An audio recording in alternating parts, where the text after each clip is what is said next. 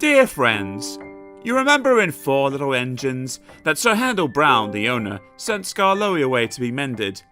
These stories tell you what happened when the little old engine came home. Skarloey is not real. You can only see him in these books.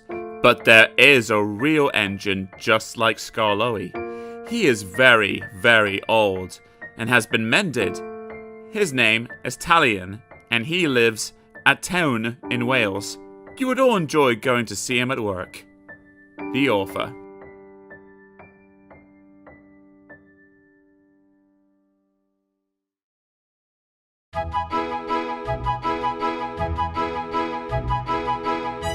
The Railway Series.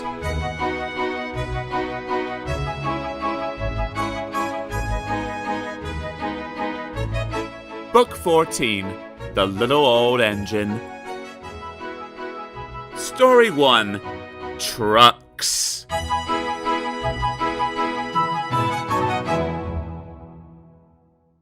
Sir Handel and Peter Sam had hard work while Skarloey was away. The owner gave them buffers and even bought a diesel named Rusty, but Sir Handel grumbled continually. One day, Gordon saw him shunting and laughed. "My controller makes me shunt," Sir Handel said sheepishly, "and take trucks to quarries too. I'm highly sprung, and I suffer dreadfully." "Our controllers don't understand our feelings," sympathized Gordon. "Now, if you were ill," he winked, "you can go, could you?" "Good idea," said Sir Handel. "I'll try it." "I don't feel well," he groaned the next morning. There wasn't time to examine him then, so some of the trucks were coupled behind Peter Sam's coaches, and Rusty promised to follow with the rest. Sniggered Sir Handel, but no one noticed. They were all too busy. Peter Sam didn't mind the extra work. He left his coaches at the top station and trundled cheerfully through the woods. The trucks chattered behind him in an agitated way, but he paid no attention. It might have been better if he had. Slates came from quarries high up in the hills. They travelled down in trucks on a steep railway called an inkling. Empty trucks at the bottom are hitched to a rope. Loaded ones at the top are hitched to one another. By their weight, loaded trucks run down the incline, pulling up empty ones. There are strong brakes in the winding house at the top to prevent loaded trucks from running down too fast. The ropes were very strong too, but in spite of this, trucks sometimes play dangerous tricks. Peter Sam never bumped trucks unless they misbehaved. Sir Handel bumped them even if they were good, so they didn't like him and played tricks whenever they could. Peter Sam pushed the empty trucks to a siding where his firemen hitched them to the rope. Then, on another siding, he pulled back some loaded trucks. With these in front of him, he stood waiting. More loaded trucks stood at the top of the incline, ready to come down. They couldn't see Peter Sam. They thought he was Sir Handel and wanted to pay him out. They began to move. "Faster! Faster!" they grumbled. They reached halfway, gathering speed. "Strag him! Strag him!" they yelled. "No! No!" wailed the empty trucks. "It's Peter Sam! It's Peter Sam!" But it was no use. The loaded trucks were straining at the rope. They broke it with a crack. "Hurrah! Hurrah!" they roared, hurling down the hill. Peter Sam heard them. He shut his eyes. His driver and fireman crutched in his cab. The crash jerked him violently backwards. "Ouch!" he shivered. "I didn't expect a cold bath." The water poured from a channel smashed by flying slates. He was soaked from funnel to cab. "Peep! Peep!" he spluttered, and was glad when he heard Rusty's answering toot. "Bust my buffers!" exclaimed Rusty. "What a mess!" "Never mind, Peter Sam. We'll get you out." He soon pulled him away from the water and the trucks. Peter Sam felt battered. His funnel was cracked and his boiler dented, but he was glad his driver and fireman were unhurt. He thanked Rusty and limped slowly home. Rusty stayed to help clear the wreckage. "I'm sorry about your accident, Peter Sam," said Sir Handel. "I always stand well back. Trucks don't like me, you see." "Why didn't you warn me?" "I didn't think." "You never do," said a stern voice. "You can start now while you are doing Peter Sam's work as well as your own. That'll teach you to pretend you are ill." Sir Handel did start thinking. He thought about fin controllers, and he thought about Gordon. He wanted to give Gordon a piece of his mind.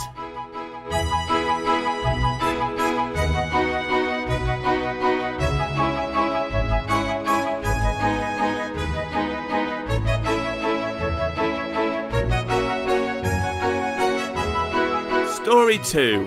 Home at Last.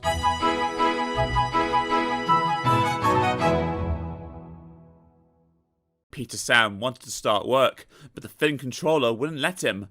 "Another day's rest will do you good," he said. "Besides, I've got a surprise for you." "For me, sir? How nice, sir! What is it, sir?" "Wait and see," smiled the fin controller. The surprise was Skarloey. "Oh," said Peter Sam, "I am glad you've come home." They lit Skarloey's fire, and he sizzled happily. "I feel all excited," he said, "just like a young engine. I'm longing to pull my dear old coaches again. Are they running nicely?" "Yes, they're running well," Peter Sam answered. "But we have 5 other coaches now." Skarloey was interested. "Oh," he said, "tell me about them." "Cora is a Guards fan. She isn't as big as Beatrice, and she hasn't a ticket window, but I like her best. She was my Guards fan in the old days. Ida, Jane, and Maple are plain. They have no roofs. Sir Handel says they are trucks, but they have seats," said Peter Sam. "So I say they are coaches. What do you think, Skarloey?" The old engine smiled. "If they have seats, they're coaches," he said firmly. "Sir Handel likes Gertrude and Millicent best," Peter Sam went on. "He always tries to take them alone. They have buggies, and he says they're the only real coaches we have. They remind him of when he used the Polar Express. Both have seats for passengers, but Millicent has a guard as well.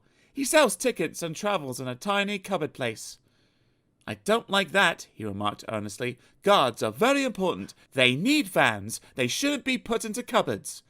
Skarloey said nothing, but Peter Sam continued. "Did Rusty help you off your truck?"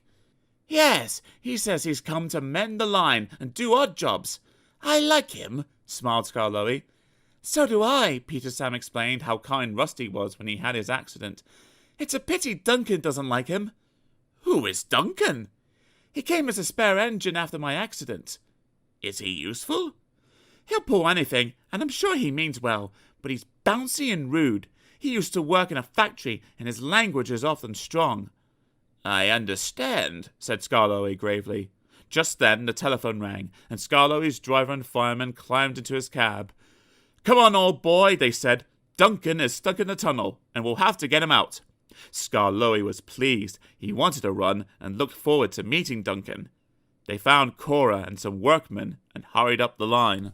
"How nice and smooth the rails are," thought Skarloey. "They've mended all the old bumps. Rusty has helped to do that. I must tell him how nice it is." Duncan had stuck at the far end of the tunnel. His coaches were outside, and the passengers were helping the driver and fireman to dislodge some rocks wedged between the top of his cab and the tunnel roof. Duncan was cross. "I'm a plain old engine," he kept saying. "I speak as a friend.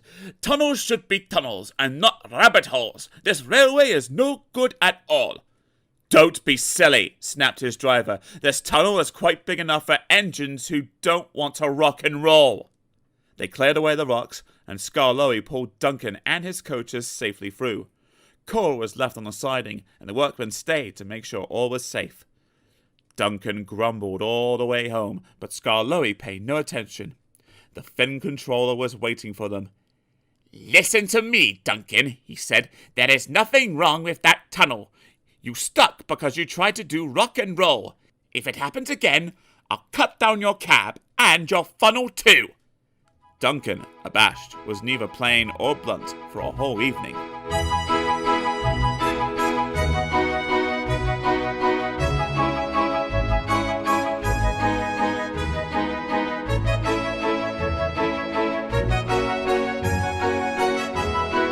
Story 3, Rock and Roll.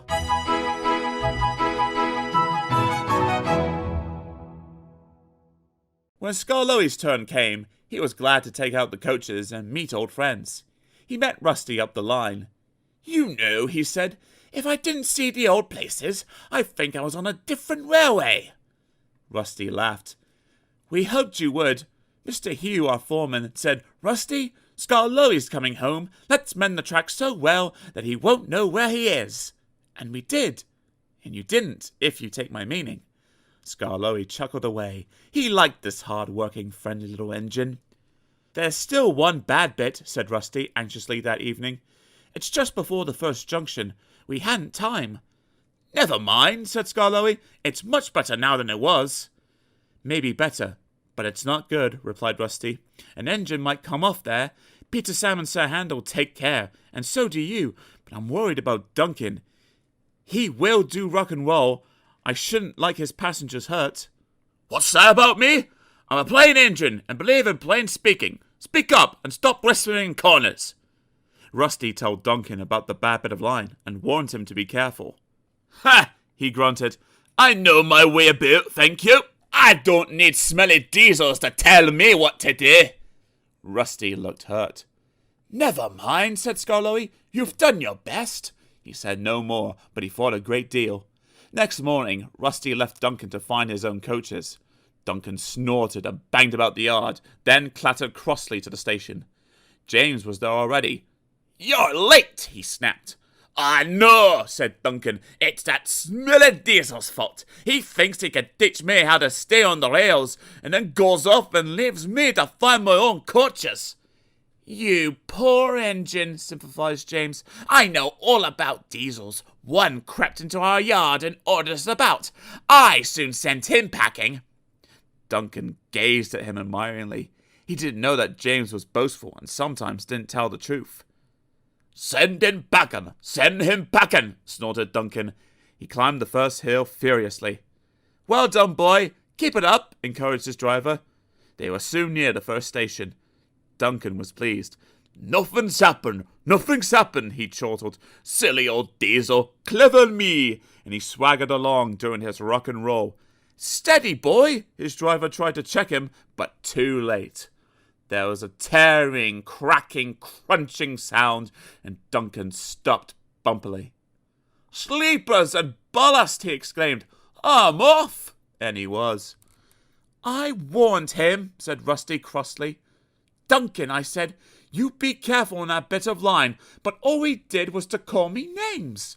Mr. Hugh kept turning Rusty's handle. "Come on," he urged. "Start up." "No, Mr. Hugh, sir. I'm sorry to disoblige, but I won't help that Duncan."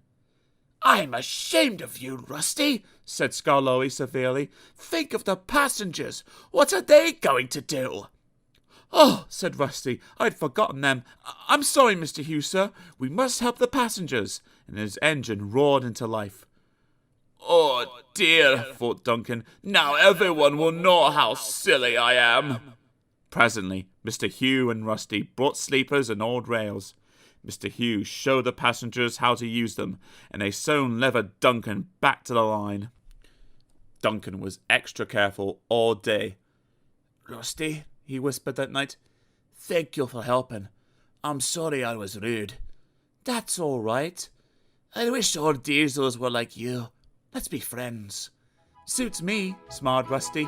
"We'll mend that bad bit first thing tomorrow."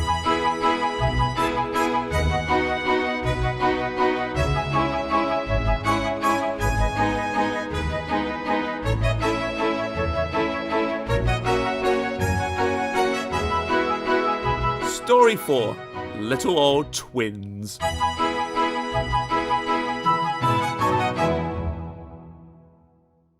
One day, the owner brought some people to see the railway. He showed them everything. They travelled in the trains and looked at stations and bridges and coaches. "Yes," they would say thoughtfully, "we'll take this," or "No, we won't take that." They made notes in their books. Peter Sam whispered to Sir Handel, "Men came and did that on our old line." "And then," said Sir Handel, "soon afterwards, it was... sold," finished Peter Sam mournfully. Peter Sam didn't sing any more. He wanted to cry. The other engines were sad too. "What's the matter with you all?" his driver asked him one day. "You look like dying ducks." "We don't want to be sold," said Peter Sam miserably. "Sold?" The driver was surprised. "Who to?" "To those people who came and talked about taking things." "You silly old engine," laughed his driver. "They're not going to buy us. They're going to take our pictures on television." And he tried to explain what that meant. "Not going to be sold, not going to be sold," sang Peter Sam. He could hardly wait to tell the others. He told them about the television as well, and they were pleased and excited too. All except Sir Handel. "I won't hold with it," he grumbled. "Vulgar, I call it. Fancy trapsing about, making an expedition of yourselves. I won't do it, I tell you. Tell us something, indeed. Just let the fin controller come here. I'll tell him something." Skarloey said nothing. He just winked at Peter Sam, like this. But next day, when the fin controller did come to explain about the television, Sir Handel kept strangely quiet. "Now," said the fin controller at last, "I want every engine to take part." "I don't feel well," quivered Sir Handel. "You poor engine," said the fin controller gravely. "You can stay in the shed." Sir Handel smiled broadly. "And your driver and fireman shall take you to pieces. That will make a very interesting picture. Just what we need." Sir Handel's feelings were beyond words. "That's that," said the fin controller. "Now, Skarloey, will you take Agnes, Ruth, Lucy, Jemima, and Beatrice?" "Yes, please, sir. I was hoping you would let me have them." "Duncan shall have a goods train, while Rusty, with Mr. Hugh and the men, can show how we mend the line." "Please, sir, what about me, sir?" asked Peter Sam anxiously. The fin controller smiled. "You, Peter Sam, shall pull the special television train." "Oh, sir! Oh, sir!" bubbled Peter Sam in ecstasy. The television men built towers for cameras beside the line. They put cameras on Ada too, and filled Gertrude with wires and instruments. Some trucks coupled behind carried aerials and generators. Everyone practiced hard till they knew just what they had to do. At last the time came, and the announcer gave the signal. "We're on the air! We're on the air!" puffed Peter Sam, and he rolled the heavy train to the shops where Sir Handel was being mended. Sir Handel did not enjoy their visit. "We're on the air! We're on the air!" chanted Peter Sam. He trundled over the bridge near the middle station. "Beep, beep," he whistled to Duncan. "We're coming!" The announcer talked to Duncan, and then they puffed over the second bridge to Quarry Siding, where Rusty, Mr. Hugh, and the men were waiting to explain about their work. Soon they had to go. Peter Sam whistled, Rusty tooted in reply, and they clattered through the tunnel, rumbled over the viaduct near the waterfall, and rolled at last into the top station. The owner climbed down. "We arranged for television," he said, "to let everyone see our little old engine. We are proud of him, 95 years old and good as new. There's nothing like him anywhere. 3 cheers for Skarloey." "Peep, peep, peep," whistled Peter Sam, and everybody joined in. Skarloey smiled. "I'm very glad to be home again. Thank you, sir, and all, for your nice surprise. Now I'll surprise you. Listen. When I was mended in England, I found my twin." The owner stared. "Is there really another engine like you?" "Yes, sir," chuckled Skarloey. "There is. Another engine came to be mended too, called Talyllyn. When the workmen saw us together, they laughed and called us their little old twins. Talyllyn told me about his railway. It is a lovely one, at Talyllyn in Wales. Well, sir, they mended us both and sent us home, but I often think of Talyllyn. He's 95 years old too, just like me. Please go to see him, all of you, and wish him dry rails and good running from Skarloey, his little old twin."